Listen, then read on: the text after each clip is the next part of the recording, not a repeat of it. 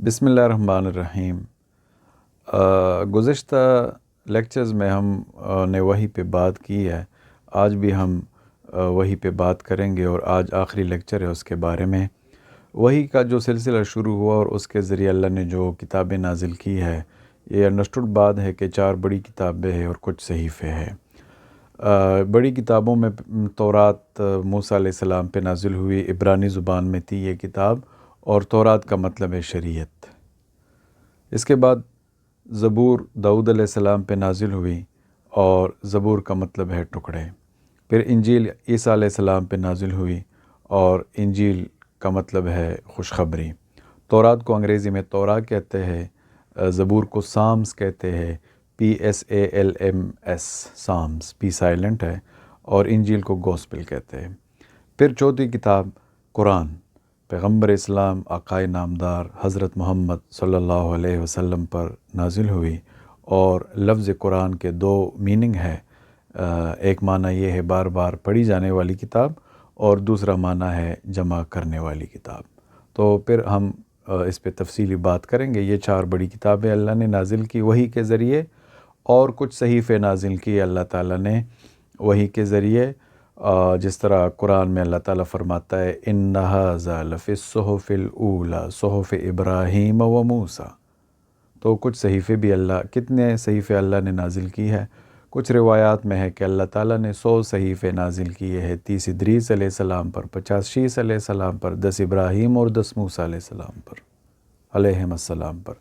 چنانچہ اس حدیث میں ہے کہ 100 صحیفے، لیکن کمزور حدیث ہے، لہٰذا ہم وثوق کے ساتھ نہیں کہہ سکتے کہ صحیفوں کی تعداد کتنی ہے، بلکہ اس کا جواب یہ ہے کہ وی ڈونٹ نو کہ کتنے، لیکن یہ ہے کہ اللہ نے صحیفے نازل کیے تھے۔ اب سوال یہ ہے کہ صحیفے اور کتاب میں کیا فرق ہے، اور قرآن اور سابقہ کتابوں میں کیا فرق، اس پہ ہم بات کریں گے۔ اور یہ جو کتابیں اور یہ جو صحیفے ہم نے ڈسکس کیے، تو یہ ان کتابوں کو الہامی کتابیں کہتے ہیں، ریویل بکس یا سیمیٹک بکس ان کو کہتے ہیں۔ اور کتاب قرآن اور سابقہ کتابوں میں فرق یہ ہے کہ سابقہ کتابیں صرف اور صرف منہج اور دستور تھی، جبکہ قرآن منہج اور دستور ہونے کے ساتھ ساتھ معجزہ بھی ہے۔ یہ بیسک فرق ہے دونوں میں، کہ وہ صرف اور صرف منہج اور دستور، یعنی اس میں زندگی گزارنے کا ڈھنگ یہ بیان کیا گیا تھا، لیکن قرآن میں زندگی گزارنے کے ڈھنگ کے ساتھ، منہج اور دستور ہونے کے ساتھ ساتھ قرآن معجزہ بھی ہے۔ تورات معجزہ نہیں تھا، اسی طرح انجیل بھی اور زبور بھی، جبکہ قرآن ایک زندہ معجزہ ہے۔ اور ان انبیاء کو اللہ تعالیٰ نے جو معجزے دیے تھے، وہ معلوم ہے کہ وہ کون سے معجزے تھے، اس پر پھر ہم آگے بات کریں گے۔ اب کتاب اور صحیفے میں کیا فرق ہے؟ دونوں میں فرق یہ ہے، کتاب بگ فارم میں ہوتا ہے اور صحیفہ شارٹ فارم میں ہوتا ہے۔ انگریزی میں کتاب کو بک کہتے ہیں اور صحیفہ کو بکلیٹ کہتے ہیں، اور ہم کہتے ہیں کہ، اور اردو میں کتاب اور کتاب بڑی جو ہوتی ہے نا وہ کتاب، اور جو کتابچہ ہوتا ہے وہ صحیفہ، کتابچہ، اور 1 پیس آف پیپر کو بھی صحیفہ کہتے ہیں عربی میں، اخبار کو بھی صحیفہ کہتے ہیں۔ تو مختصراً، اور صحیفے کس چیز پہ مشتمل ہوا کرتی تھی؟ نصیحتوں پر مشتمل ہوا کرتی تھی۔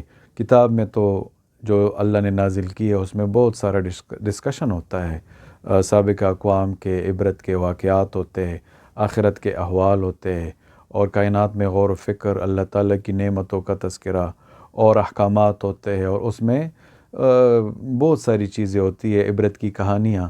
لیکن صحیفے میں یہ چیزیں یعنی زیادہ ڈسکشن نہیں، بلکہ نصیحتیں اور احکامات پر مشتمل ہوا کرتی تھی۔ اب صحیفوں کی تعداد پہ ہم نے بات کی ہے، اور اس پہ بھی ہم نے بات کی کہ کون سی کتابیں اللہ نے نازل کی ہے۔ تو ان سب کو ریویل بکس اور الہامی کتابیں کہتے ہیں۔ اس کے مقابلے میں کچھ ایسی مذہبی کتابیں ہیں جو نان ریویلز ہے، جس کے بارے میں ہم نہیں کہہ سکتے کہ یہ اللہ نے نازل کی ہے، کیونکہ وہ مذاہب بھی نان سیمیٹک ہے، غیر الہامی مذاہب ہے۔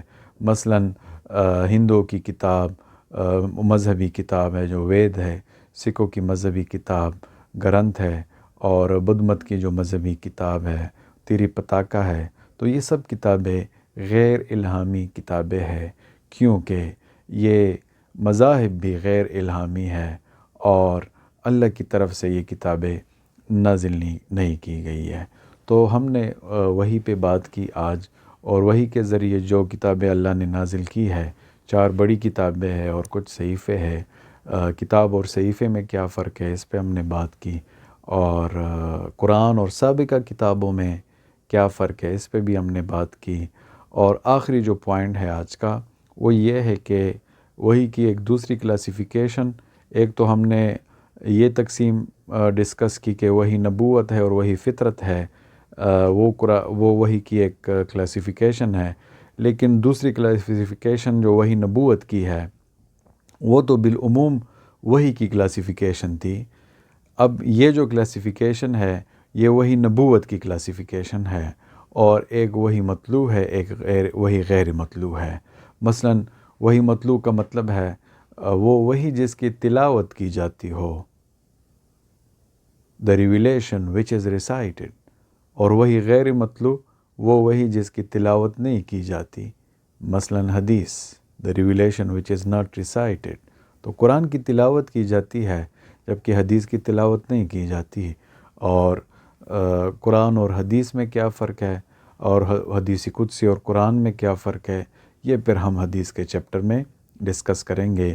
خلاصۃ الکلام یہ ہے کہ آج ہم نے 2 موضوعات پہ بحث کی ہے، ان کتابوں کے بارے میں، الہامی کتابوں کے بارے میں کہ جو اللہ نے نازل کی ہے وحی کے ذریعے، اور کچھ صحیفوں کے بارے میں ہم نے بات کی، اور پھر جو غیر الہامی کتابیں ہیں جس کا وحی کے ساتھ کوئی تعلق نہیں ہے اس پہ ہم نے بات کی ہے، اور پھر وحی کی کلاسیفیکیشن پہ بات کی کہ وحی کی بنیادی 2 اقسام ہے وحی نبوت کی، ایک وحی مطلوع ہے، وہ وحی جس کی تلاوت کی جاتی ہو سچ ایز قرآن، اور ایک وحی غیر مطلوع ہے، وہ وحی جس کی تلاوت نہیں کی جاتی، مثلا حدیث۔ اس کی دلیل یہ ہے کہ پیغمبر اسلام کے بارے میں اللہ تعالیٰ قرآن میں فرماتا ہے وَمَا يَنْتِقُ عَنِ الْهَوَىٰ إِنْ هُوَ إِلَّا وَحْيٌ يُوحَىٰ۔ پیغمبر اسلام کی جو احادیث ہے یہ بھی وہی ہے۔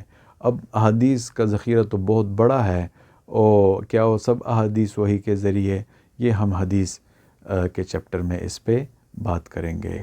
آج کے لیے اتنا کافی، باقی نیکسٹ کلاس میں ڈسکشن کریں گے۔